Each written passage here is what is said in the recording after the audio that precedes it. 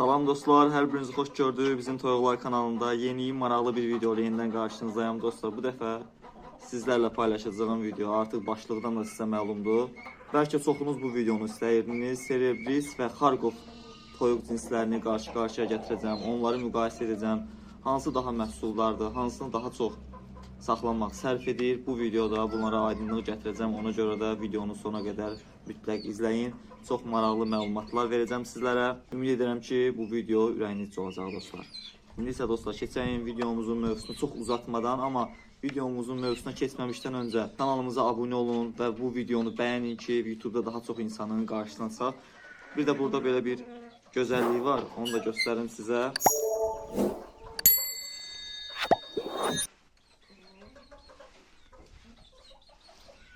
Gəlib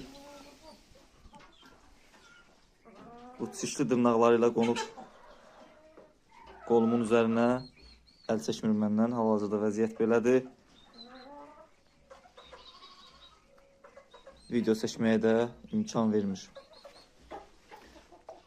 Deməli dostlar, kanalımıza abunə olub videonu bəyəndinizsə artıq videomuza başlaya bilərik. Bir də rəy yazsanız əla olar. Deməli, Serebris və Xarkov toyuq cinslərinin müqayisəsini edəcəm bu videoda, sizlərlə paylaşacağım. Ona görə də bu videonun sonuna qədər izləyin. Çünki bəzi insanlar Serebris saxlayırlar, bəziləri də Xarkov cinsi toyuqlar saxlamağı daha çox üstünlük verirlər. Gördüyünüz kimi mən öz təsərrüfatımda Serebrisləri daha çox saxlayıram, amma Xarkov cinsi toyuqları da saxlamaq istəyirəm. Yəni, bu cinslər də çox yaxşı cinslərdir. Ona görə də belə bir müqayisə etmək istədim sizlərlə. Ümid edirəm ki, bayaq dediyim kimi təsərrüfatınızda və yaxud da ki, əgər bu toyuqlardan birini seçmək istəsəniz, yəqin ki, sizə bir işıq yol tutar, bir fikir olar bu video. Ona görə də belə bir video çəkmək istədim. Deməli, yumurta məhsuldarlıqlarına görə demək olar ki, bu iki cins arasında elə böyük bir fərq yoxdur. Serebrislər il ərzində 200-220 yumurta qoyurlar. Xarkov cinsi toyuqlar isə 200-230. Cəmi burada belə deyim, 10 ədəd, biraz belə deyim, üstünlük Xarkov cinsi toyuqlardadır. Amma demək olar ki, elə də böyük bir fərq yoxdur. Yəni, yumurta məhsuldarlıqları demək olar ki, hardasa eynidir. Kəskin üstünlük deyiləcək bir şey yoxdur aralarında yumurta məhsuldarlıqlarına görə. Yumurtanın çəkisinə isə gəldikdə 55-60 qram serebrislərdədir bir yumurtanın çəkisi. Xarkovlarda isə 58-62 qramdır. Bu məlumatları dostlar internetdən götürmüşəm, internetdən araşdırıb sizlər üçün siyahı almışam. Əlbəttə ki, Xarkov və yaxud da serebris toyuqlarına necə yaxşı qulluq olunmağından asılıdır. Yaxşı əgər qulluq olunsa yumurta məhsuldarlıqları da, ətli məhsuldarlıqları da belə deyim, verimlilikləri də daha yüksək olacaq. Bunlar sadəcə olaraq hardasa orta bir ədədlərdir, çıxarılmış bir ədədlərdir. Bu yumurtanın çəkisinə görə biraz Xarkov cinsi toyuqlar biraz daha üstündürlər. Bu müqayisədə cəmi 2 qram belə böyük fərq yenə yoxdur dostlar. Yumurtlama yaşına gəldikdə isə 5-6 aylığından serebrislər yumurta verməyə başlayırlar. 6 aylarından isə Xarkovlar yumurta verməyə başlayırlar dostlar. Ət məhsuldarlıqlarına gəlincə dişi toyuqların çəkisi 2,5-3 kilo. Xarkovlarda isə 2,3-2,8 kiloqram olur dişi toyuqların çəkisi. Xoruzlarda isə bu serebrislər uyğun olaraq 3,5-4 kilo arası dəyişir. Hardasa maksimumları 4 kilodur xoruzların. Xarkovlarda isə bu çəki 3,2-3,8. Yəni, hər dəfə videolarımızda səsləndirirəm ki, bu cinslər, hal-hazırda gördüyünüz bu serebris cinsləri həm yumurtalıq, həm ətlidir. Yəni, ətli kimi həqiqətən də üstlərinə yoxdur. Yarım kilo 500 qrama yaxın Xarkov cinslərini bu cins üstələyir təqribi. Yumurta məhsullarında isə hardasa biraz cüzi say Xarkov cinslərindən aşağı qaldı. Kürt düşmə məsələsinə gələndə isə serebrislər bildiyiniz kimi biraz gec kürt düşürlər və yaxud da nadir hallarda kürt düşürlər. Amma Xarkovlar isə yaxşı kürt düşmə qabiliyyətinə malikdirlər, tez-tez kürt düşürlər. Burada açıq qara həqiqətən də Xarkovlar qalib gəlir bir müqayisədə, yəni üstündülər serebrislərə baxanda. Əsas məsələlərdən biri soyuğa dözümlülükdür dostlar. Bu serebrislərdə yaxşıdır, yəni həqiqətən də soyuğa dözümlü heyvandılar. Amma Xarkovlar çox yaxşı yazıb Yəni mən yazmışam, burada qeyd etmişəm. Sizlər isə bu müqayisə videosunda öz fikirlərinizi rəy bölməsində qeyd edin. Həqiqətən də bu fikirlər doğrudumu, yoxsa fərqli sizlərin də qata biləcəyi bir fikirlər var. Qulluq məsələsinə gəldikdə isə serebrislərin baxım çətinliyi, yəni qulluq məsələsi orta kimi qiymətləndirmişəm. Amma Xarkovlarda bu çox asandır. Yəni o qədər daha çox qulluq tələb etmirlər.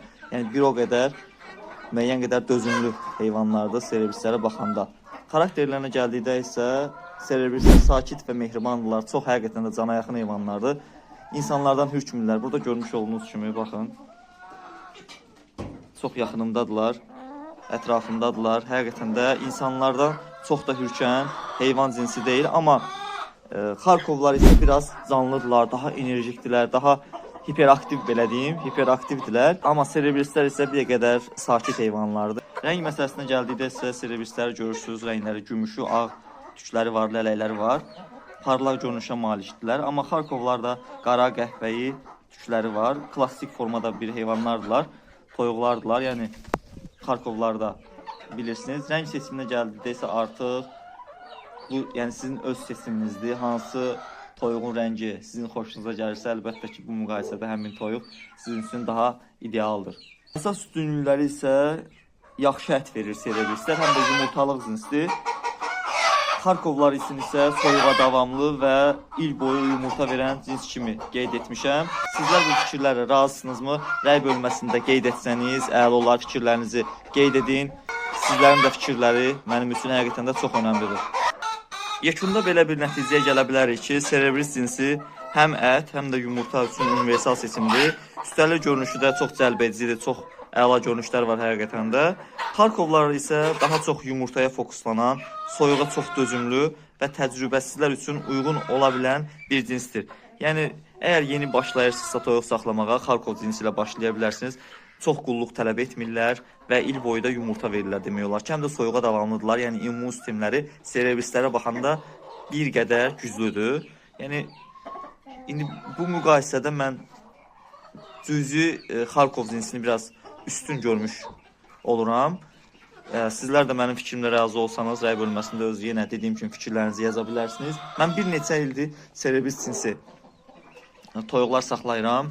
Həqiqətən də yumurta məhsuldarlığı, istər ətli məhsuldarlığı olsun, həqiqətən də çox yaxşıdır.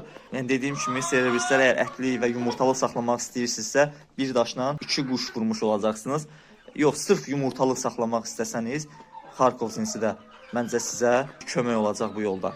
Bu video xoşunuza gəldimi? Əgər xoşunuza gəldisə, bəyənməyi, yəni like etməyi unutmayın və kanalımıza xahiş edirəm ki, abunə olun. Fikirlərinizi də rəy bölməsində, şərh bölməsində yazın ki, bizlər də görək sizin fikirləriniz nədir və yaxud da ki, gələcək videoları hansı şəkildə görmək istəyirsiniz, mövzuları, hansı mövzular olsun. Rəy bölməsində, yenə deyirəm, şərh bölməsində yaza bilərsiniz. Hər birinizə indidən dərin təşəkkürümü bildirirəm. Yeni videolarda görüşərik. Sağ olun, salamat qalın. Allah'a emanet olun. Görüşənə dək. Hələlik.